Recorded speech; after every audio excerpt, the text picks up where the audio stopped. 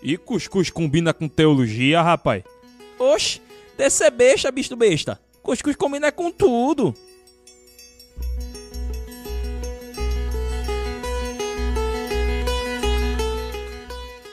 Hoje o dia vai ser massa, galera. Meu nome é Ediel Siqueira e a gente vai falar sobre um dos grupos mais antigos da cristandade. Alô, galera, aqui que fala é o Alex Araújo, prazer imenso aqui com vocês e vamos embora. Se estamos na quarentena ou não, eis que até aqui nos ajudou o Senhor. Então, minha gente, a gente está aqui para o nosso episódio número 31 do Cuscuzcast. A gente falou na semana passada sobre os nestorianos com Lucas Gesta e agora a gente vai ter meio que uma continuação. Um outro grupo que surge um pouco depois ali, mas aí eu vou deixar para o cara que vai bater um papo, que ele sabe muito mais do que a gente dessas paradas aí.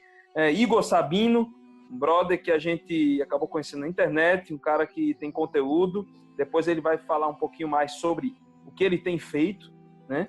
E a gente vai falar sobre os cristãos coptas, essa turma aí de uma região do Oriente Médio, que tem sido alvo de noticiário nos últimos anos, né?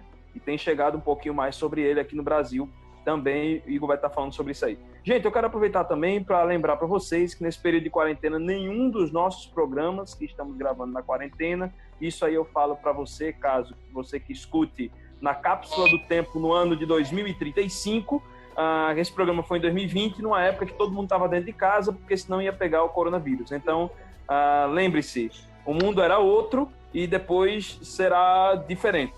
Então, assim, se você está na cápsula do tempo, ou você está agora no ano de 2020, esse programa aqui a gente não vai fazer com a palavra da patroa, nós não estamos, durante esse período de gravação, convidando você para ser mantenedor da gente, porque a gente entende agora que nesse momento é um momento mais de gerar conteúdo e proporcionar para você entretenimento com qualidade de material e de aprendizagem, tá certo? Mas vamos lá. E aí, Igor, tudo bom, cara? Tudo bem. É um grande prazer estar aqui com vocês, principalmente para falar sobre um tema que, para mim, é tão importante e que eu acho que precisa tanto ser difundido na igreja brasileira. Então, eu que agradeço a vocês pelo convite. Massa, cara. Fala aí um pouquinho sobre você para a galera te conhecer, quem não te conhece. Então, meu nome é Igor Sabino, eu sou de Campina Grande, Paraíba, sou bacharel e mestre em Relações Internacionais e atualmente faço doutorado em Ciência Política na Universidade Federal de Pernambuco, em Recife. E ao longo dos anos eu tenho pesquisado bastante sobre assuntos relacionados a religião e relações internacionais, religião e política internacional, com um foco específico na região do Oriente Médio. Então, eu tanto pesquiso questões sobre refugiados, perseguição religiosa, como radicalismo islâmico, sionismo cristão, toda essa questão do conflito Israel-Palestina, e principalmente sobre as minorias religiosas do Oriente Médio, como é que tem sido a situação delas em termos civis e políticos nos últimos anos, principalmente desde 2003, que eu acho que é um marco na história do Oriente Médio, recente, quando a gente tem a invasão do Iraque pelos Estados Unidos, e em seguida vem a Primavera Árabe, surgimento do Estado Islâmico, toda essa questão. Além disso, eu sou representante no Brasil de uma organização americana chamada Philos Project, uma organização baseada em Nova York, e o objetivo do Philos é exatamente promover o engajamento cristão positivo com o Oriente Médio, trazer essas questões dos cristãos médio-orientais, talvez a gente muitas vezes nem conhece, cristãos coptas, assírios, arameus, ligá-los com os cristãos ocidentais, e não somente isso, mas também falar um pouco sobre as raízes hebraicas da nossa fé. Às vezes, quando se fala sobre raízes judaicas do cristianismo, a primeira coisa que a gente tem em mente é cristão querendo ser judeu, tocando shofar com roupa de rabino, mas não é nada disso. Quando a gente fala sobre a cultura hebraica do cristianismo, são realmente as raízes da nossa fé, as raízes da civilização ocidental, uma coisa mais filosófica e também política, enfim. Então, é basicamente isso que eu faço, pesquisar, escrever, falar do Oriente Médio, gravar podcast, uma coisa que eu gosto muito. Então, é isso aí. Então massa. Se ele gosta muito de gravar podcast, Alex, ele já deu a deixa que a gente pode chamar ele direto, então. Pode. Com certeza. Vamos lá. Grande Igor, fala para nós aí, afinal de contas, quem são os coptas e como eles surgiram? Fala um pouquinho da história aí dos coptas? Então, os cristãos coptas, eles são hoje a maior minoria cristã no Oriente Médio. Eles vivem principalmente no Egito, então cerca de 10% da população do Egito são de cristãos coptas, embora nos últimos anos eles também estejam se espalhando não somente por outros países do Oriente Médio, mas principalmente no Ocidente. Tem havido um grande êxodo de cristãos médio-orientais, então o cristianismo no Oriente Médio ele corre um risco sério de desaparecer, principalmente esses ritos, essas denominações mais tradicionais, devido a vários fatores, questão de perseguição religiosa, questão de instabilidade política, enfim.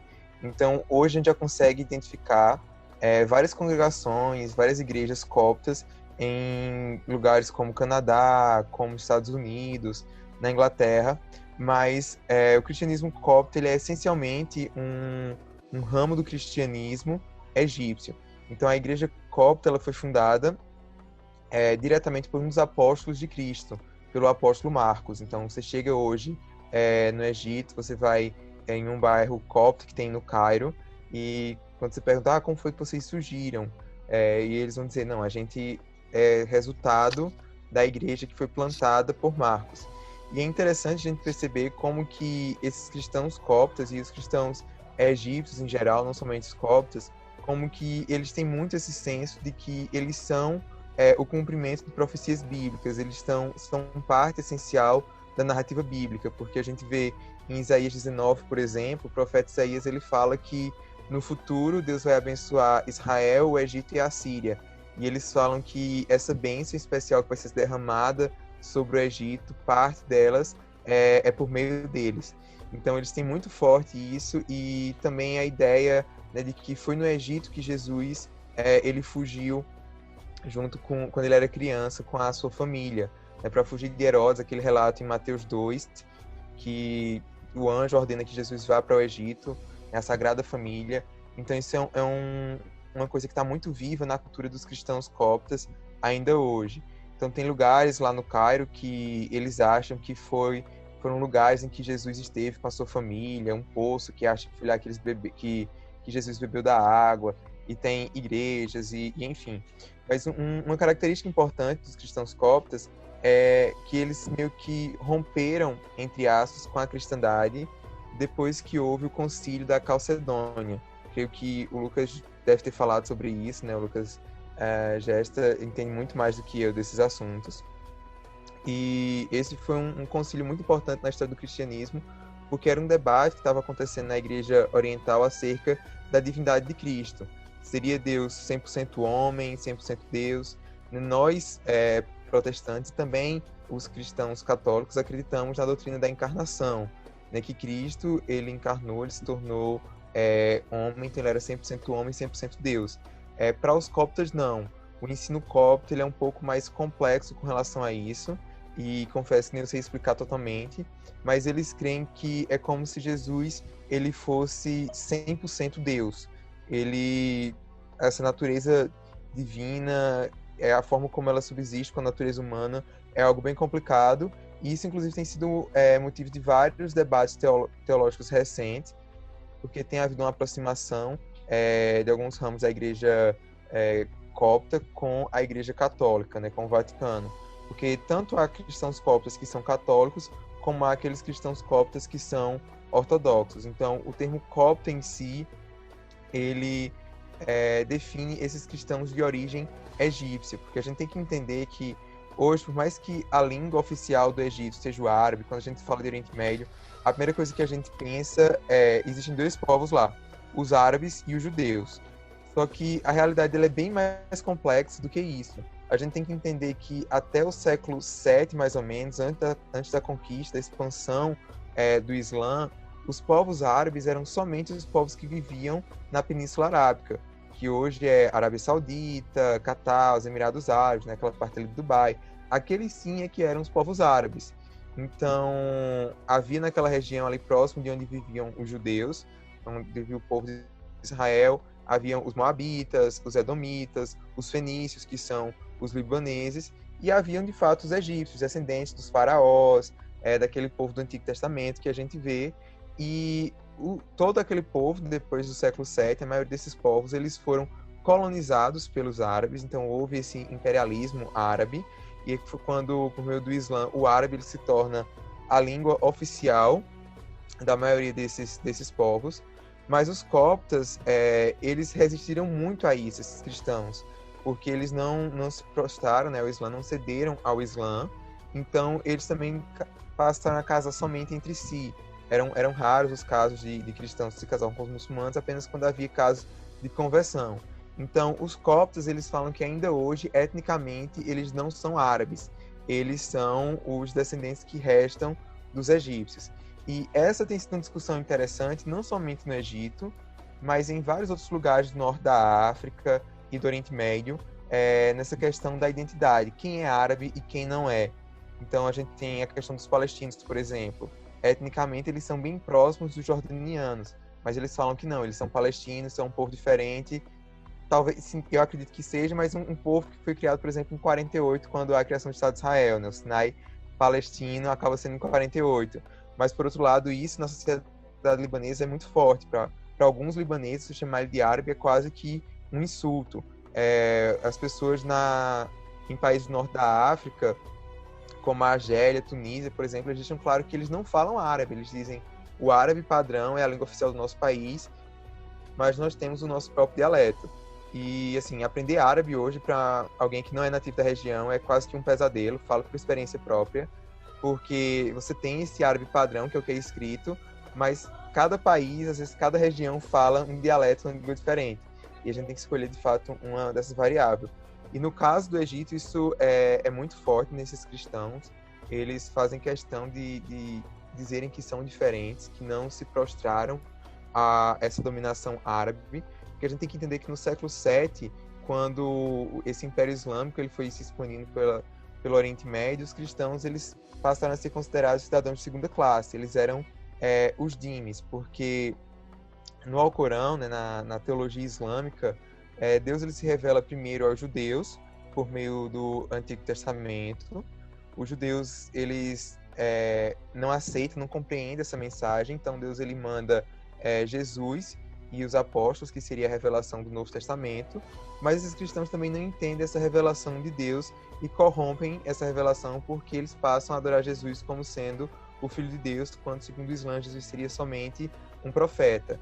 Então, por fim, vem o último profeta, que seria Maomé, que recebe a revelação do anjo Gabriel, que seria o Alcorão, que iria corrigir tudo isso, tanto o Antigo quanto o Novo Testamento. Então, para os muçulmanos, cristãos e judeus, eles são o povo do livro. Eles não são salvos, mas eles teriam meio que uma misericórdia especial de Alá. Então, quando há esse período da expansão islâmica, judeus e cristãos, eles tinham algumas opções.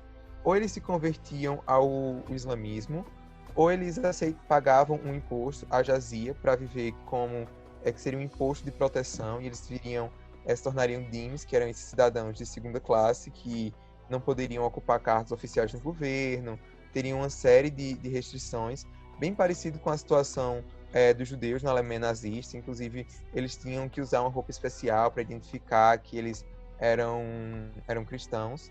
E caso eles se recusassem a pagar esse imposto e a se converter ao Islã, eles eram mortos. Não há muita diferença do que o Estado Islâmico fez, por exemplo, em Mossul, quando ele conquistou alguns territórios no Iraque em 2014. Foi exatamente essa a escolha que foi dada aos cristãos. Os Yazidis, por exemplo, já eram uma situação diferente, eles não tiveram tanta misericórdia. Mas no caso egípcio, é importante a gente entender isso, porque isso vai marcar a situação dos cristãos coptas até os dias atuais. Então, ainda hoje existe muita perseguição, muita discriminação contra os coptas. Eles ainda são vistos como um povo, como se fossem os Dalits na Índia. Então, você não vai ver, é muito difícil você ver coptas ocupando lugares de posição na sociedade. E é tanto que existe no Cairo, hoje, um bairro que é conhecido como a Cidade do Lixo. É talvez um dos maiores lixões da África. E esse é um bairro cristão, eu estive lá, e é interessante porque, apesar da pobreza, esses cristãos eles têm muito orgulho da identidade deles. Então, uma marca dos cristãos coptas, dos cristãos médio orientais como um todo, mas principalmente dos coptas, é fazerem tatuagens da cruz no punho. Desde criança eles fazem essas tatuagens, porque eles querem deixar claro que eles são cristãos e eles não vão aceitar se converterem ao Islã. E nessa parte lá do Cairo, nessa favela, né, Zabelim, em árabe como eles chamam, cidade do lixo, tem uma catedral bem grande, que ela fica dentro de uma rocha. E eles falam que essa igreja, né, tem uma lenda, que durante o século VII da dominação islâmica, o sultão ele falou para aqueles cristãos, olha, se a Bíblia é verdadeira, se o que Jesus falou é verdade, sobre vocês orarem com fé e montanhas se mover, se vocês orarem e essa pedra se mover, eu deixo vocês construir uma igreja para que vocês realizem os seus cultos. E relata a lenda que eles oraram, Deus moveu a montanha e eles permitiram a construção da igreja. Se a rocha se moveu ou não, o fato é que hoje existe realmente uma igreja, essa aqui é chamada em inglês de Cave Church, a igreja da caverna, e depois que eles construíram essa igreja, eles queriam construir outra, mas eles não tinham autorização. Então, durante o período em que os muçulmanos estavam orando, os muçulmanos eles oram 5 vezes ao dia, então quando soava esse barulho nas mesquitas, eles corriam e iam construindo um pouquinho, e tem hoje essas 2 igrejas, que nos últimos dias, nos últimos anos, têm sido bastante explorados por conta das transformações políticas que foram acontecendo no Egito. Então o governo atual deu um pouco de liberdade, deu algumas autorizações para que eles fizessem reformas. Durante o período da Primavera Árabe também foram lugares bem significativos por conta de reuniões de oração que acontecia pelo país, de cristãos de várias denominações.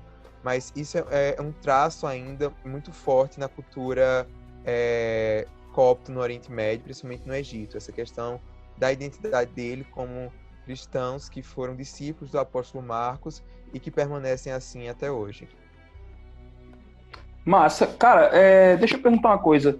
Essa questão da tatuagem no punho seria, não sei, né? Seria referente à questão da posição dos cravos? Alguma coisa assim? Não. Ou não, foi uma opção mesmo? No punho porque é mais uma forma de deixar visível, mas você nota que alguns fazem além do punho, eles fazem no braço inteiro. Outros fazem não somente uma cruz, mas faz também desenho de Maria, enfim, de alguns santos. Como uma forma de, utilizando um termo político mais contemporâneo, uma forma de resistência. De deixar claro que são cristãos e que eles não vão se curvar ao Islã. E é interessante a gente notar também que eles têm uma noção de salvação que é diferente da nossa. Então, pronto, era isso aí, essa aí que eu queria perguntar para você. Eu até queria puxar para essa pergunta. Quais seriam as diferenças dos coptas com os demais grupos cristãos? Porque tu falando dessa questão de salvação aí, e eu li um pouquinho, gerou uma curiosidade também. Eles acreditam que o homem, ele também é participante na sua salvação. A salvação, ela não é um ato unilateral da parte de Deus. O homem, ele também, de certa forma, ele contribui, ele responde a essa conversão. E é interessante a gente notar que como o cristianismo no Oriente Médio, ele está muito atrelado a essa questão da identidade étnica também, porque, como eu falei, geralmente quem permaneceu cristãos foram os povos islâmicos. Então isso acontece não somente com os coptos, mas também, por exemplo, com os cristãos assírios no Iraque, os caldeus e etc. Mas no caso copta, tem muito essa noção de que filho de cristão é cristão. É bem diferente da nossa ótica, né, evangelical, que a gente diz filho de crente não é crentinho. Se você não tiver um encontro pessoal com Deus, se não se arrepender, você não vai ser salvo. E isso não é como os cristãos eles veem. E é interessante porque eles têm raiva, né, eles ficam magoados muitas vezes quando nós ocidentais dizemos que eles vivem um cristianismo cultural, porque para eles é exatamente o contrário. Eles falam assim, não, a minha identidade é de cristão. Então, quando eu sofro, quando eu estou sendo perseguido, é porque eu adotei essa identidade. Então, eles falam assim, a gente é decapitado pelo Estado Islâmico, não é porque a gente escolheu essa fé e se a gente pode abandonar a qualquer hora. Não, isso faz parte de quem nós somos, é a nossa identidade, está encravado em nós. Então, assim, não quero entrar no mérito se eles estão certos, estão errados, quero entrar em discussões teológicas, eu como um bom reformado, um bom calvinista, mas só explicando como é que eles pensam, né? Tentando contextualizar para vocês o raciocínio dos coptas. Não, e é bem interessante, cara, isso, porque isso também não é meu objetivo chegar aqui, mas dá uma ideia algo inteiro, algo muito mais forte, algo que atinge várias esferas da vida, entendeu? E eu acho que até, por se tratar de uma minoria, acho que talvez isso pode ter fortalecido muito o que eles são até hoje. Porque se não houvesse esse tipo de ação, eu acho que eles já teriam sumido pelo tempo, sabe? E um outro ponto interessante que ajuda a manter essa memória muito viva é a questão da liturgia. Então, os cristãos coptos, assim como a maior parte dos cristãos médio-orientais, eles acabam acreditando, de certa forma, naquilo que eu chamo de teologia da substituição, né? Que eu considero até um erro teológico, que é a ideia de que a igreja substitui Israel. Então, pelo fato de eles se verem como esse novo Israel de Deus, eles acabam adotando também até alguns costumes que seriam mais judaicos. Então, a questão da circuncisão, por exemplo, os homens eles são circuncidados. Eita, velho, não, essa eu não sabia. É o contrário, é engraçado porque, como eu sou muito sionista, às vezes meus amigos eles teriam assim que, você é muito pró-Israel, você devia se circuncidar. Mas é o contrário, nós somos amilenistas, né? Os que creem que a igreja é Israel de Deus é que se circuncida. Então, é muito louco isso, bicho, eu não sabia disso. Sim, então quer dizer que existe cristão que é circuncidado, não era só do começo, o cristão que era judeu. Basicamente. Nossa, aliás, velho, todos os homens no Oriente Médio são circuncidados, porque isso é algo que os muçulmanos, é um costume que os muçulmanos também adotam por conta de Ismael, né? Assim como Ismael foi circuncidado, Isaac também, e aí os cristãos, como se acham um novo Israel, também circuncidam. Mas tem outros elementos interessantes que eles incorporam da lei do Antigo Testamento, da lei mosaica, com relação, por exemplo, ao batismo. Então, quando a mulher ela dá à luz, tem toda aquela questão de manter o ritual de purificação, né? A criança ela é batizada por imersão, mas também a mulher ela tem os dias que ela fica impura. A questão dos jejuns anuais também é algo muito presente na liturgia copta. Eles têm um calendário que é um pouco diferente do calendário católico. Então, o Natal deles geralmente é em janeiro. A Páscoa deles, né, o domingo de Ramos dos cristãos coptas, geralmente é no nosso domingo de Aleluia. Então, tem essa diferença no calendário, tem algumas diferenças litúrgicas que fazem com que eles sejam, de fato, um grupo especial, né, diferenciado do resto da cristandade. Que massa, cara. Que viagem, bicho. Alex, tu sabia disso? Que tinha cristão que era circuncidado? Não sabia. Sim. Não, Joe. Sabia não. Velho, nem imaginava. Viagem. E aí, quer ir lá, velho? Porque... Não, obrigado. Beleza. Velho, caramba. Não, essa eu não sabia, bicho. Porque, pronto, eu fui pesquisar, porque assim, a gente vem, chama a galera, pra gente não sair aqui comendo mosca, entendeu? Aí a gente vai pesquisando alguma coisa, eu não encontrei isso, velho. Que viagem, velho. Que viagem. Viajou na circuncisão, tá vendo? Uma coisa que eu acho interessante, assim, que eu percebi muito quando eu fui para o Oriente Médio, a primeira vez que eu fui para o Oriente Médio foi em 2015, assim que eu tinha terminado a graduação. Então eu fiz um intercâmbio voluntário, trabalho humanitário no Egito, e eu aproveitei para conhecer algumas comunidades cristãs da região. Então, claro que eu fui para uma igreja evangélica, uma igreja protestante, bem assim, estilo Hillsong, só que em árabe, bem legal. Cara, não imagina. Worship em árabe. Tem sim, tem o worship em árabe. Irmão, cara, manda isso pra mim. Eu preciso ver, velho. Os caras com essa barba igual a de Ediel, cara. Nossa, velho. E além disso, tem também, fui procurar conhecer esses cristãos coptas, católicos, ortodoxos.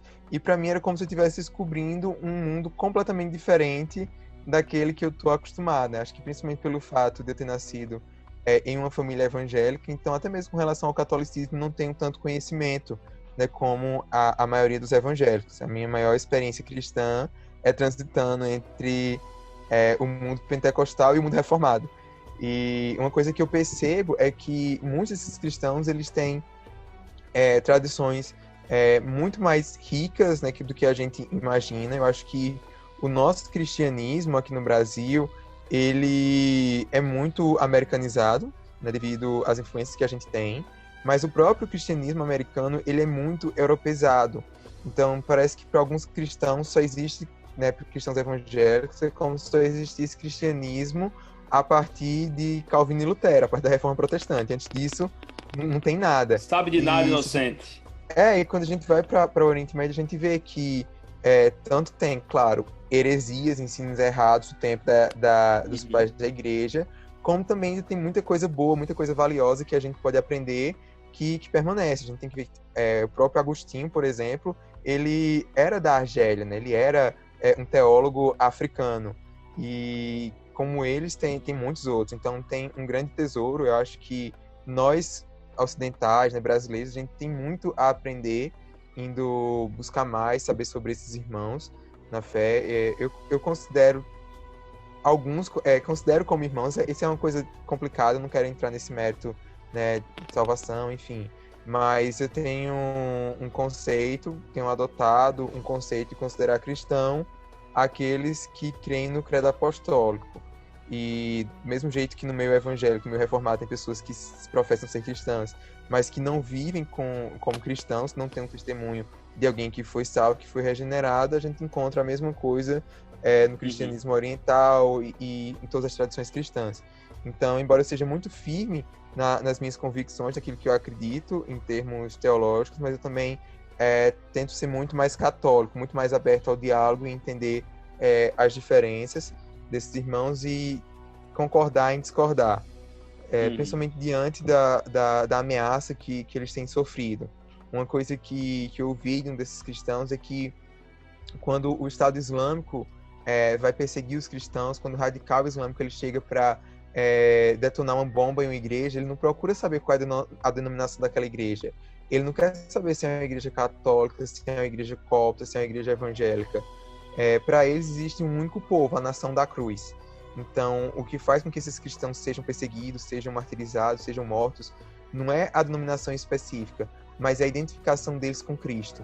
E eu acho que isso faz muito sentido à luz daquilo que o próprio Jesus ele falou, que se ele havia sido perseguido, quanto mais nós que seríamos os seus seguidores. Então, para esses cristãos do Oriente Médio, acho que eles têm uma teologia de perseguição, uma teologia de martírio muito mais bíblica e muito mais sólida do que muita coisa que é ensinada aqui no Ocidente. Eu acho que isso traria muita luz, nos ajudaria muito, principalmente em algumas guerras culturais que a gente tem travado nos últimos anos, não somente aqui no Brasil, mas nos Estados Unidos, na Europa, enfim, como um todo, no Ocidente como um todo. Verdade. Eu compartilho o mesmo sentimento que você. Eu considero também meus irmãos. Inclusive, essa questão do cristianismo copta, eu lembro que a gente nem te conhecia, mas eu não sei se tu lembra, Alex, que a gente chegou a comentar em reunião, falar sobre os cristãos coptas. Era massa a gente falasse, porque os cristãos coptas, para mim, foi uma novidade. Infelizmente, eu passei a conhecer um pouquinho numa tragédia, né? Que foi aquela perseguição ali toda, que a gente vai falar mais na frente sobre isso. Uhum. E aí eu fiquei sentido, e eu notei que as pessoas cristãs que comentavam também comigo, seja qual fosse a realidade mais reformada, mais pentecostal, os caras também estavam sentindo. Isso é que é interessante. Talvez essas coisas, com essa tragédia, Deus pode ter proporcionado uma certa mudança na visão de parte da sua igreja. E aí, quando eu falo parte da sua igreja, é algo geral mesmo, para o pessoal dizer, não, vamos orar sim um pelos outros, que tem gente que está em uma situação muito complicada lá, e não é de hoje. Não é missionário americano que foi para lá, missionário brasileiro, missionário europeu que foi para lá. Né? Não, velho, é um negócio milenar, entendeu? A pegada é muito mais complicada do que a gente pode imaginar, né? Então, Igor, vimos no início aqui do nosso bate-papo, você citou o nome de Marcos, né, como camarada que deu início, né, à igreja ali, e hoje nós vemos os cristãos coptas. E é uma figura muito presente na nossa realidade também, ocidental, algo do tipo assim. Minha pergunta é o seguinte, qual é o legado, né, que nós podemos encontrar entre os cristãos coptas para nós, né? A questão para o restante da cristandade. Uhum. Eu acho que o que eu mais admiro nos cristãos coptas é a resiliência deles diante das adversidades. É de permanecer firme na fé que eles têm, na identificação com Cristo, né? O que se a gente for utilizar um termo mais do Bonhoeffer, essa questão do custo do discipulado. Entender o custo do discipulado, entender que a vida cristã não é um mar de rosas, como tem sido pregado, né, muitas vezes por esse cristianismo pop ocidental, né? Venha para Jesus e pare de sofrer, porque para eles é exatamente o contrário. Por causa de Jesus a gente sofre. É bem aquela coisa que Paulo fala em Romanos 8, né? Todos os dias nós somos como ovelhas que vão para o matadouro. Então, quando eu olho para os cristãos coptas, eu penso nisso. Essa mensagem do martírio, de que todo cristão ele precisa estar preparado para morrer pela sua fé, para morrer por aquilo que ele acredita. E eu acho que essa é uma mensagem importantíssima nos dias que a gente tem vivido. Quando a gente para ver aquilo que Jesus ele fala na parábola dos semeadores, as sementes que não dão frutos são sementes que geralmente são enfraquecidas por dois motivos. Um é por se deixar levar, né, pela sedução do mundo, e eu vejo muito essa tentação presente nos nossos dias de diluir a mensagem do evangelho para agradar gostos particulares. Então, vamos abrir mão aqui desse conceito de família, né? Vamos tornar mais inclusivos, né, para a gente ser bem aceito. Ou então até mesmo, não, vamos relevar essa parte aqui das escrituras para a gente continuar apoiando esse candidato político, porque... tem gente dizendo que a Bíblia não é tão importante. Né? Já diz aí o poeta Vitor Azevedo. Se você, meu irmão, está escutando isso, gosta de Vitor Azevedo, vá procurar coisa melhor, porque você está perdendo seu tempo, tá certo? Tem muita gente boa aí. Faça isso não, André. Faça isso não. O cara é o novo Marte aqui no Brasil, cara. O cara tá sofrendo perseguição. Mas menino, quem sofre perseguição são os coptas. E por outro lado, a gente também vê Jesus falando que alguns vão abandonar a fé exatamente por conta dessa pressão, dessa perseguição que virá. E eu acho que a gente tem vivido momentos assim que não é entrando em tentativa de datar a vinda de Jesus, mas eu acho que é lógico que à medida que o tempo passa, que as gerações estão passando, mais a gente vai se aproximando disso. Então, a minha geração ela está muito mais perto da vinda de Jesus do que a geração dos meus pais, dos meus avós. A geração dos meus filhos, né, se eu for ter, com certeza vai estar ainda mais perto. E Jesus ele falou muito claramente que um dos sinais dessa sua vinda, né, no sermão de Mateus 24, é exatamente que o evangelho do reino seria pregado a todas as nações, mas também que nós seríamos odiados por todas as nações. Então, o que a gente vive hoje no mundo é um aumento dessa cristofobia, desse ódio ao cristianismo em vários lugares. A gente vê isso muito claro no Oriente Médio, mas a gente também vê isso na China, a gente vê isso na Coreia do Norte, a gente vê isso em alguns países da Ásia, que eram antigas ditaduras comunistas. A gente vê isso em vários lugares do mundo. De acordo com a Open Doors, né, a Portas Abertas, cerca de 60 países, os cristãos eles sofrem algumas restrições à sua liberdade. Mas a Bíblia é muito clara que todas as nações vamos odiar. E o termo nação que Jesus utiliza não é esse conceito que a gente tem de Estado moderno, de país reconhecido pela ONU, soberania internacional, não. São grupos étnicos. Então é como se assim, a gente estivesse sendo odiado pelos brasileiros, a gente vai para a Amazônia, procura aquelas tribos, em todas aquelas tribos que a gente chegasse, todas aquelas etnias, a gente também fosse odiado por conta da mensagem que a gente carrega. Então, a perseguição à igreja vai ser um fenômeno global. E eu acho que a história dos coptas, a tradição copta, nos chama a atenção para isso, nos prepara para essa realidade que vai acontecer. Então, se eu pudesse trazer, né, um único elemento do cristianismo copta que eu acho que é importante para nós, eu acho que o papel profético que eles têm para a cristandade como um todo é essa mensagem da resiliência, de sofrer por amor a Jesus e estar disposto a isso. É isso aí. É isso aí, cara. É verdade. Olha, tem uma questão também, a gente fala de uma questão bem peculiar da arte copta, né? Muitas vezes a gente fala ali. Eu ganhei de um grande amigo meu, e é interessante que esse meu amigo não é de confissão cristã, ao contrário, ele é até um amigo meu que ele é religião afro, e aí ele faz cadernos e livros personalizados. E aí uma vez, eu gosto muito de caderno de anotação, eu cheguei para ele e disse: Bruno, tu pode anotar, fazer para mim? Ele disse assim: posso, cara. Ele foi lá, pesquisou, e ele gosta de fazer de acordo com a história do cara, alguma coisa se identifica. Ele disse: cara, eu fiz uma coisa inspirada nos coptas. Cara, o cara pesquisou a arte copta, fez um caderno com um traçado copta, um trançado, né? Traçado. Uma coisa linda e simples, cara. Eu achei massa. Mas vamos lá. Qual a influência desse grupo copta? Existe alguma influência desse grupo copta hoje? Principalmente assim, eu acho que no Egito mais, né? Talvez a gente fale mais para a política, a economia, a sociedade ali egípcia. Existe, assim, ou existiu? Então, durante essa questão do engajamento político dos cristãos no Oriente Médio como um todo, ele é algo muito complicado e que varia bastante de acordo com cada país. Então, a gente teve um momento que foi um grande apogeu dos cristãos, a sua participação na política durante a época do pan-arabismo, que era um movimento nacionalista árabe que visava contrapor essa influência islâmica na sociedade. Então era de certa forma um nacionalismo. Isso foi muito forte durante o governo do Nasser, que era o presidente do Egito. Essa ideia da união dos povos árabes. Então, nesse período, alguns cristãos coptos eles conseguiram sim ocupar cargos no governo, e não somente no Egito, mas até mesmo internacionalmente. Então, um dos ex-secretários gerais da ONU, o Boutros, ele era um cristão egípcio, um cristão copta. Mas, de modo geral, os cristãos coptos eles sempre foram muito marginalizados, porque devido a todo esse histórico de segregação, de exclusão social, muitos acabam não tendo tantas oportunidades de emprego, tantas oportunidades de se inserir na sociedade, ter acesso à educação. Então, um exemplo claro disso foi agora durante a Copa do Mundo.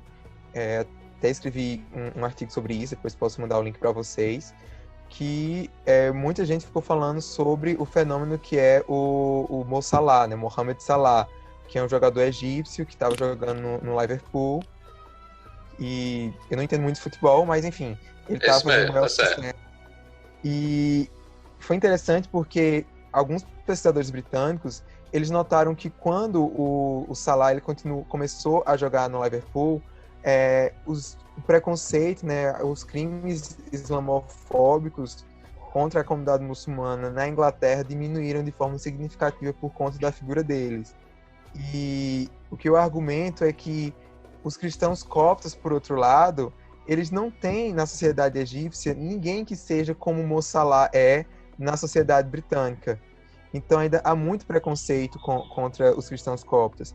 E durante a Copa do Mundo, quando todo mundo estava falando, o Mo Salah, os egípcios, né, torcendo muito, um amigo meu, que ele é copta, ele hoje mora nos Estados Unidos, em Washington DC, ele é um ativista copta, ele fala sobre a perseguição aos cristãos no Egito, o Mina, também é um dos fellows do Philos Project, e ele lançou uma campanha chamada Let the Copts Play, né, deixa os coptas jogar, porque ele fala que os egípcios eles são apaixonados por futebol, assim como nós brasileiros, mas os cristãos coptos eles não têm nenhuma oportunidade, eles não têm a mínima chance de um dia chegarem a jogar na seleção nacional egípcia, porque essa exclusão ela já começa a partir dos clubes, né, das escolinhas de futebol. É como se, né, aqui no Brasil, os nossos filhos, né, os nossos irmãos, enfim, os meninos brasileiros que fossem evangélicos não pudessem jogar na escolinha, sei lá, do Flamengo, do Corinthians. Eles não tivessem acesso a isso simplesmente porque eles são cristãos. Então, é isso o que acontece muito no Egito. Não somente no futebol, mas em várias outras áreas da sociedade. Então, é difícil você ter médicos que são coptas. É difícil você ter coptas ocupando cargos públicos. Isso tem mudado um pouco durante esse último governo do Sisi, depois que houve a Primavera Árabe, em 2011. Eu posso até explicar isso melhor mais à frente. Então ele tem meio que tentado dar uma satisfação para o Ocidente, principalmente para os Estados Unidos, dizendo que está protegendo os cristãos. Então ele acaba, né, dando oportunidade a um ou a outro, mas na sociedade egípcia como um todo, os cristãos eles ainda são muito discriminados. E o artigo que eu escrevi ano passado foi exatamente quando estreou essa nova versão do Aladdin, da Disney, esse live motion da Disney, porque o ator principal que faz o Aladdin, o Mina Massoud, ele é de origem copta, ele é um cristão copta, e ele mora hoje no Canadá, e os pais deles fugiram do Egito quando ele era criança exatamente por conta da perseguição. E o Mina, ele é muito aberto com relação a essa fé dele, ele não esconde que ele é cristão, que ele é um cristão copta, então quando eles, na época do filme, que o filme estava sendo divulgado, né, foi um recorde de bilheteria, ele sempre fazia questão de tirar fotos com a mão no rosto, assim, que era para mostrar a tatuagem que ele tem, para deixar claro que ele era um cristão, e ele falava que por isso, ele até mesmo no Ocidente, mas ele sofria muito preconceito, muita dificuldade para encontrar papéis. Depois que ouviu o filme mesmo, ele não conseguiu ter mais nenhum outro papel de destaque. E o que eu escrevi é assim, que eu esperava que essa projeção que o Mina teve se visse não somente para diminuir o preconceito na sociedade egípcia contra os cristãos coptas, mas para inspirar jovens egípcios, jovens cristãos, que eles podiam ser aquilo que eles quisessem, que eles podiam tentar lutar pelo espaço deles na sociedade, assim como Mo Salah estava inspirando tantos jovens muçulmanos dos países árabes. Infelizmente, não é isso que está acontecendo, né? Não foi, eu acho que eu fui otimista demais no artigo, mas essa é uma luta, esse que é um processo. E eu acho que nós que somos cristãos ocidentais, a gente vive aqui no Brasil numa realidade de tanta liberdade, a gente tem uma obrigação moral mesmo de nos preocuparmos com o que está acontecendo com o Oriente Médio. Isso é um ponto que eu insisto muito. As pessoas sempre perguntam, por que você estuda hebraico, por que você estuda árabe, por que você se preocupa tanto com aquela região? E para mim isso é algo que é muito óbvio. Eu sou cristão, eu sou brasileiro, mas eu professo uma fé que nasceu no Oriente Médio. Né? O Messias que eu adoro, Jesus que eu acredito, ele nasceu como um homem judeu que foi circuncidado no 8º dia de vida, né, segundo a lei cerimonial mosaica. Foi alguém que cumpriu a lei durante toda a sua vida e que hoje encontra-se no céu, sentado à direita do Pai, como um homem judeu. Jesus ele vai voltar como um homem judeu. Eu acho que por conta dessa influência, principalmente de Agostinho, mas também europeia, essa coisa do platonismo, a gente tem um cristianismo que ele é muito espiritual e que ele não tem tanta essa ligação terrena.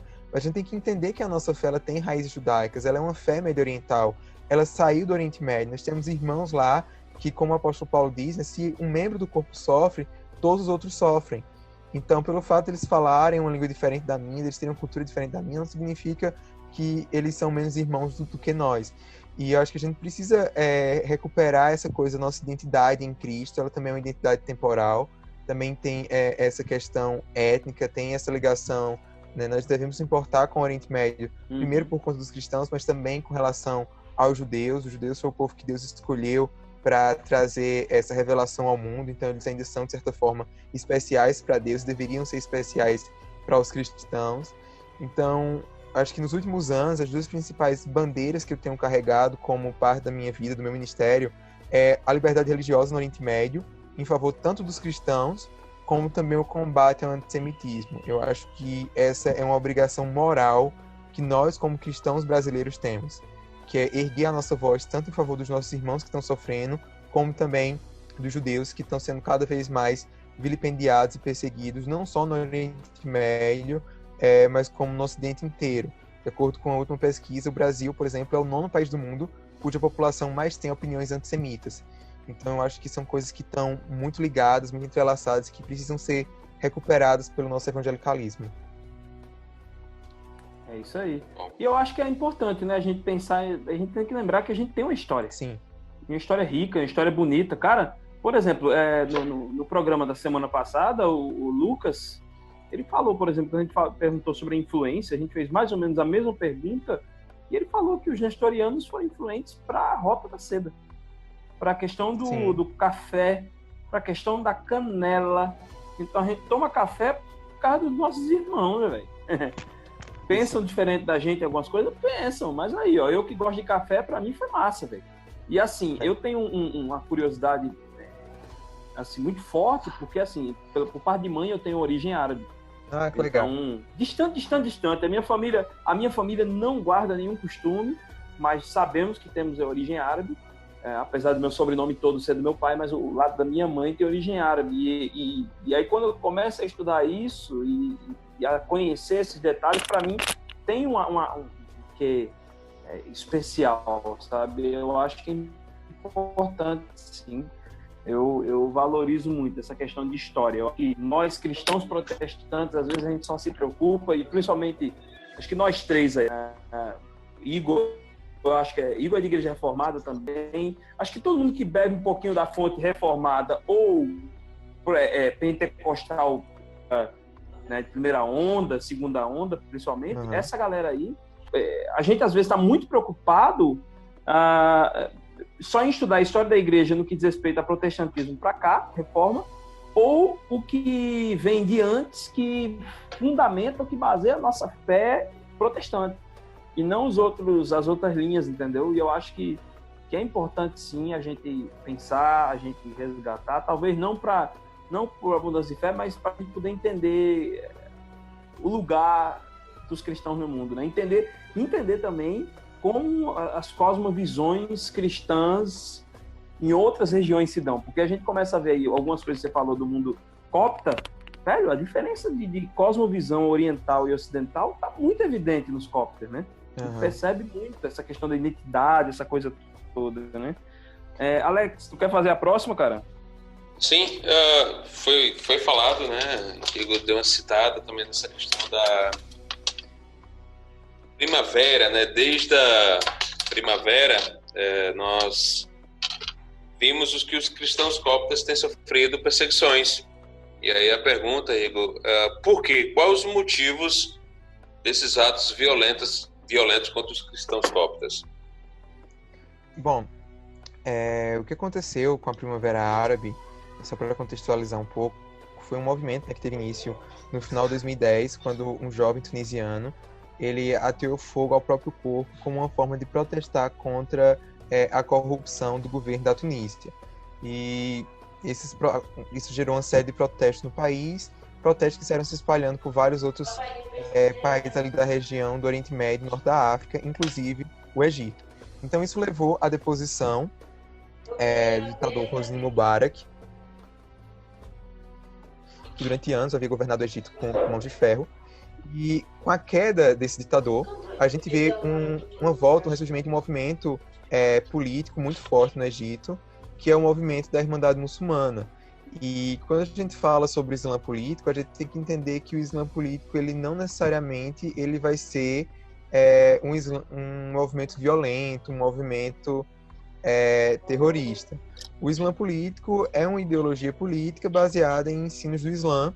É claro que é uma visão bastante diferente do ideal que nós temos de democracia, de separação de igreja e Estado, e que, de certas formas, acaba violando algumas liberdades civis, principalmente em questões religiosas, quando se trata de minorias como os cristãos. E o que aconteceu é que esse era um movimento que durante muitos anos havia sido suprimido pelo antigo governo egípcio, mas que ele volta para o cenário político, ele se organiza em um partido, concorre às eleições, as primeiras eleições que há depois da queda de Mubarak, e essas eleições, a Irmandade Muçulmana ela sai vitoriosa em 2013, e a partir daí começa a haver uma série de ataques contra os cristãos, uma onda generalizada. Havia essa estratégia de mergulhar o país em uma guerra civil, nem criar um caos. E em 2013, esse presidente ele também é deposto, e é quando a gente volta para uma nova ditadura, que é do Sisi. Só que o Sisi ele tenta ser um pouco mais aberto aos cristãos, mas é interessante a gente notar que mesmo no Oriente Médio, por mais que o contexto seja completamente diferente do contexto brasileiro que a gente está vivendo, mas essa questão de qual que deve ser o posicionamento dos cristãos com relação à política também é complicado. A gente vai ter cristãos lá que adoram o Sisi, que apoiam ele, apesar de violações claras de direitos humanos, apesar de um discurso mais totalitário, porque eles estão sendo protegidos, e tem outros que dizem que não, a gente não pode apoiar ele porque isso mancha o nosso testemunho na sociedade e, consequentemente, a gente acaba sendo ainda mais alvo de perseguição, ainda mais alvo de grupos radicais. E nesse contexto a gente teve também na parte norte do Sinai, no Egito, com algumas milícias que se juntaram ao Estado Islâmico, que juraram lealdade ao Estado Islâmico e que realizaram uma série de atentados contra igrejas, contra cristãos coptas. É tanto que esse é um dos pontos que se aponta muito à incompetência do Sisi, que ele diz que defende os cristãos, permite na Constituição, reforma de igrejas, mas ele não consegue proteger esses cristãos desses ataques. E depois que os ataques ocorrem, ele também não faz nada para punir os culpados. Pelo contrário, ele também prende ativistas de direitos humanos que são cristãos. Inclusive, meu amigo Copta, ele pediu para que eu falasse de um amigo dele, que é o Rami Kamel, que é um ativista copta que durante anos tem falado sobre as violências, as violações de direitos humanos. E ele havia sido convidado para falar em um fórum da ONU na Europa sobre a situação dos coptas no Egito. E para evitar que ele falasse, o Abdel Sisi o prendeu. Então ele está preso, uma prisão arbitrária. Vários grupos de direitos humanos têm pedido a libertação dele, principalmente nesse período de coronavírus. É um dos primeiros casos de coronavírus no Oriente Médio foram no Egito, então ele corre sim um risco de vida, até porque ele já tem alguns problemas de saúde prévio. Então é uma situação bem complexa, bem delicada mesmo. Beleza. Rapaz, é bronca isso aí, hein, velho? É bronca, o cara tá se arriscando. Eu acho que tem uma certa semelhança com o Brasil, hein? Este apoio Sisi ou não, a gente tem, acho que hoje, isso, claro, na sua devida proporção e realidade do nosso país, um pouco disso. Alguns dizem que tem que apoiar o presidente, outros dizem que não tem. Enfim, não cabe a gente dizer isso. Quem é que tá certo, quem é que tá errado. Mas parece que a gente tem um pouquinho disso e envolve um pouquinho também dessa questão de como testemunho tem que apoiar, outros dizem que como testemunho não tem que apoiar. Fica nisso, né? É mais complicada. Mas vamos lá. Para fechar aqui, Igor, aqui no... Não, tu ia falar alguma coisa, meu irmão? Desculpa. Não, era só um comentário rápido sobre isso. Eu acho que esse é um grande dilema que a igreja no mundo inteiro ela tem passado. Não só no Egito, não só no Brasil, mas também nos Estados Unidos. Nós vemos que nós cristãos temos algumas pautas políticas que acabam se tornando muito claras, que um cristão genuíno ele não pode abrir mão. Questão de liberdade religiosa, né, para que a gente possa cultuar o nosso Deus conforme as Escrituras, questão de definição de família, né, definição tradicional, questão de ser contra o aborto. Então, são pautas políticas muito importantes e que a gente não pode abrir mão, mas ao mesmo tempo tem outras pautas que também são importantes no cristianismo e às vezes a gente, devido à própria estrutura política, contexto político, a forma como isso acontece, a gente fica dividido sem saber quais pautas a gente deve priorizar, a quem que a gente deve apoiar. Não é uma escolha fácil, para mim é ainda mais difícil pelo fato de estudar ciência política e de às vezes ter que ter alguns posicionamentos e de fazer algumas análises, e é algo acerca do qual eu reflito muito, mas eu acho que o que a gente precisa, falando já no contexto brasileiro, principalmente, de piedade e de amor um pelos com os outros, principalmente com os irmãos. É muito fácil a gente apontar o outro, dizer que o outro é errado, chamar o outro de idólatra. Você idolatra a esquerda, você idolatra a direita. Eu acho que esse é o momento da gente voltar para as escrituras, buscar ter comunhão uns com os outros e, acima de tudo, pedir discernimento a Deus para que a gente possa honrar o nome dele. Uma coisa que eu gosto muito do Tim Keller, que ele fala, é que, inevitavelmente, nós cristãos, pelo fato de sermos pecadores, a gente vai, em um assunto ou outro, ficar do lado errado da história. E essa não deve ser a nossa preocupação. A nossa preocupação deve ser em ser fiel ao Evangelho, ser fiel àquilo que Cristo nos deixou nas Escrituras. Então, é isso o que eu penso sobre os coptas, sobre nós, sobre política nesses dias conturbados. Rapaz, pô, mais jovens assim como o Igor Sabino, viu? Keller. Muito bom, velho. Não, então... Não, uma mentalidade dessa, cara, Deus abençoe. Amém. Muito saudável. É porque nós estamos numa situação, que nem você falou, cara, a realidade do Brasil, isso no Egito, isso nos Estados Unidos. Nós estamos numa encruzilhada dos cristãos. Tentamos procurar a menos pior pauta, né? Porque se você for olhar de ambos os lados onde nós estamos, vamos encontrar questões que vai de encontro aos nossos valores. Algum momento ali da tua Leitura, você fala, ih, rapaz, isso aqui não bate, velho. É tipo você pegar o menos pior, fechar os olhos e dizer, Deus me ajuda, vamos lá, que eu espero que eu não erre. Infelizmente, nós estamos nessa situação. Ô Alex, eu lembrei de uma coisa aqui que é interessante nessa questão do Tim Keller, que eu li essa questão, que quando eu li a primeira vez essa observação do Tim Keller, eu fiquei imaginando, meu Deus do céu, quantas vezes, e aí não é dizer, quantas vezes eu não fui o lado ruim? Quantas vezes eu não tomei decisões em que eu achava assim, nossa, essa aqui é a melhor coisa, ou eu acho que a igreja tem que proceder desse jeito. Depois eu disse, não, cara, não, existe gente boa e crente do outro lado, e daqui a pouco eu tô começando a achar isso, velho, e que é isso, o que tá acontecendo, né? Isso. E realmente a gente tem que orar, e eu acho que a resposta para as nossas perguntas é o evangelho, são as escrituras, e às vezes a gente tá no achismo e querendo encaixar Jesus e o evangelho dentro do que a gente acha, é muito perigoso isso. Mas assim, nessa questão de Brasil, voltando ao assunto, que é muito importante esse tipo de raciocínio, gente. É muito importante mesmo. Mas assim, tem copta aqui no Brasil? E se tiver, como é que eles se encontram? Você sabe? Conhece algum? Na verdade, eu creio que igreja copta, propriamente dita, a gente não tem. A gente tem algumas denominações orientais, sim, aqui no Brasil. Um fato interessante é que o Brasil tem hoje uma das maiores comunidades libanesas do mundo. E esses árabes que vieram para o Brasil, né, quer dizer, esses médio-orientais, não quero chamar de árabe, a maioria deles começou a vir durante ainda a época do Império, do Brasil Império, porque o Dom Pedro II ele foi o primeiro brasileiro, né, um dos primeiros brasileiros a ir para o Oriente Médio, na época que ainda era o Império Otomano. E o Dom Pedro, ele era o que a gente chama hoje de um orientalista. Ele era um homem que falava 17 idiomas. Inclusive, ele falava árabe e falava hebraico. Na época, o hebraico era usado apenas por judeus em cerimônias religiosas. E ele fez 2 viagens ao Oriente Médio. Nessas viagens, ele, inclusive, ajudou financeiramente alguns cristãos, ajudou obras missionárias.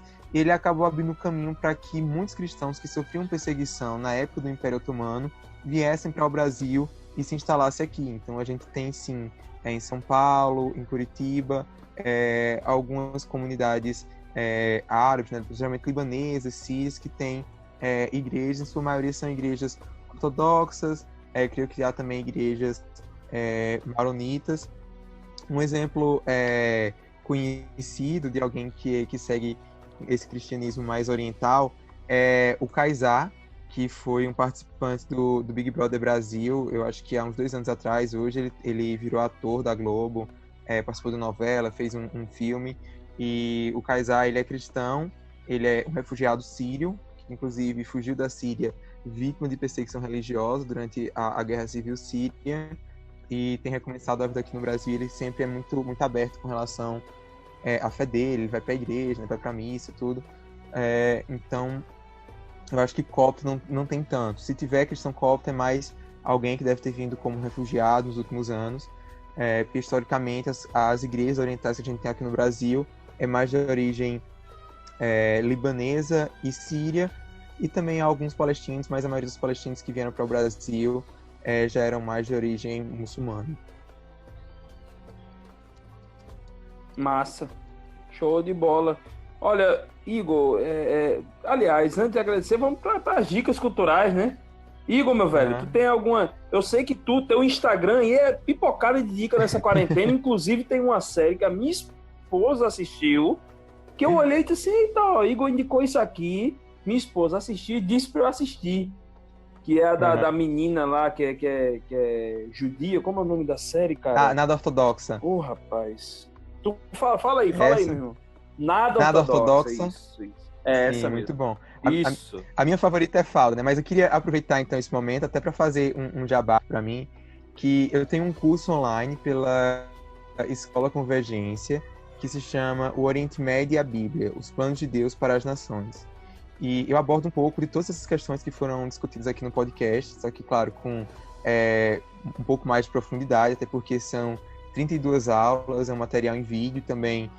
Tem algumas apostilas escritas, tem dica de livros, leitura, e eu falo um pouco de por que o Oriente Médio ele é importante para nós cristãos, o que a Bíblia fala sobre essa região do mundo, como é que a gente pode entender profecias bíblicas como Isaías 19, qual é o papel de Israel, ou será que nós somos cristãos devemos apoiar o atual Estado de Israel e os palestinos, e como é que fica esses conflitos todos. Então, tanto tem uma parte teológica, como também tem uma parte mais de teologia pública, de política, de geopolítica ali dos conflitos do Oriente Médio, e é mais isso. E com relação à dica específica sobre os coptos, infelizmente a gente não tem ainda nenhum material em português. Eu estava preparando um livro sobre isso, não sei quando vai ser lançado, se vai ser, talvez eu esteja divulgando depois, disponibilizando em PDF como parte das minhas pesquisas. Mas caso alguém queira entender também um pouco mais essa questão do cristianismo no Oriente Médio, eu posso também disponibilizar o texto da minha dissertação de mestrado, que foi sobre os cristãos iraquianos. Eu não falo dos coptos, mas eu falo dos assírios, que também são um grupo parecido. Então, se você tiver interesse, esse é o material que eu tenho produzido, além, claro, das dicas, estou sempre colocando no Instagram, tentando trazer um pouco para essa realidade brasileira, que a gente tem tão pouco material sobre isso em português. Queria indicar um filme que eu assisti sábado, de 1 da manhã. Pensava que eu iria dormir nos primeiros 30 minutos, mas logo no início o filme me prendeu, fui ter quase às 3h30. Foi Milagre da Cela 7, um filme turco, de uma história belíssima de um pai que tem uma deficiência, né, e cuida da sua filha, é injustiçado lá, acusado de um crime que não cometeu. E é o filme, cara, você chora do início ao fim. Fazia tempos, cara, nós tínhamos um negócio daquele. Um filme lindo, lindo, lindo, lindo, lindo. Os roteiristas, meu irmão, estão de parabéns. Fizeram um filme que poderia ser parado, mas você pega do primeiro minuto, vai até o último, você assim tenso, e você vai pensando na história, e você acaba pensando nessa questão de pena de morte, tudo, e que de fato é um tipo de assunto que podemos até conversar sobre essa questão de pena de morte, por que não um podcast sobre isso? Porque um inocente foi acusado para pena de morte, e o filme fica em volta disso. E você vê a inocência do cara, a beleza do cara, o poder de Deus. É muito lindo, é lindo. Então, o Milagre da Cela 7, deixa a dica, Netflix aí, para quem quiser lá assistir. É massa. É bom porque com Netflix é popular e com quarentena fica mais fácil a galera ver, né? Gente, eu quero dar uma dica, certo? Eu já tinha falado em outro programa, eu acredito, sobre o curso do Invisible College, Rompendo a Bolha. Eu até estou fazendo esse curso. Eu só quero fazer um comentário sobre a Escola Convergência. Eu tenho um amigo, Igor, que faz na Escola Convergência o curso, e o cara elogia pra caramba. Entendeu? O cara elogia muito, muito mesmo. Já comentou, disse que é muito bom. Então, gente, olha, é muito bom. Vocês só pegaram só um pouquinho do Igor, né? Então, se você curtiu isso aí, que eu tenho certeza que você está curtindo o programa, eu acho que é bom você começar a ponderar essa questão, viu? O Igor já fez algumas observações, teve algumas outras em off também, que ele fez, foram bem interessantes, mas vale a pena mesmo. Gente, eu no Invisible College, eu estou fazendo esse curso, eu tive acesso a um livro que depois eu me lembrei que eu tinha esse livro em PDF, tava no meu computador e tal, e eu disse assim, eu vou começar a ler. Eu não tinha lido ainda esse livro. Eu não sei se o título aqui no Brasil, talvez, fosse o melhor que deram. Eu acho que deveria ser parecido com o título em inglês. Em inglês não, em holandês, que é o Calvinismo, de Abraham Kuyper. Cara, que livro. Muito bom. Eu acho que vale a pena ler. Se você é de uma perspectiva arminiana ou qualquer outra, olha, não se atenha ao título. Ele não vai... Esse é o único spoiler que eu vou dizer. Vai falar pouco ou quase nada de predestinação. Eu acho que é um livro para a igreja. Então, para a igreja de uma maneira geral. Livro para... Olha, até para quem não é cristão mesmo, que escuta o nosso programa, que a gente tem gente que não é cristão que escuta o nosso programa.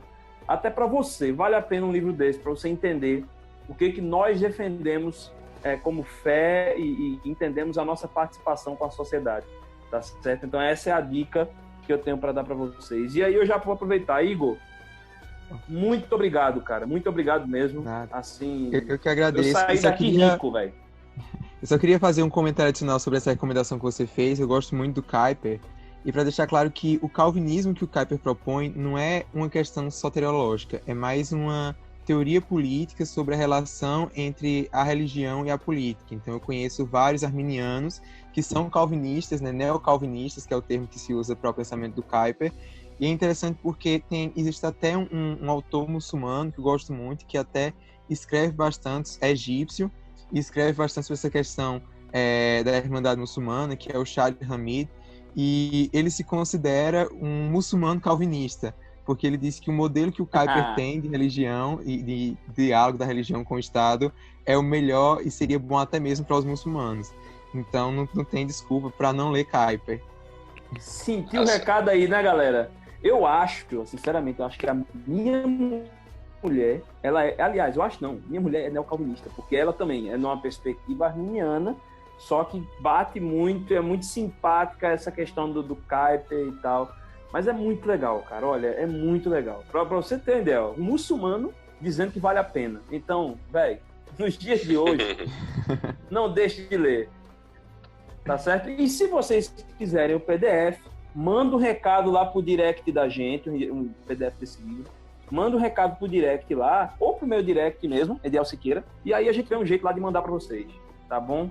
Fofo, cara. Gente, quero dizer pra você...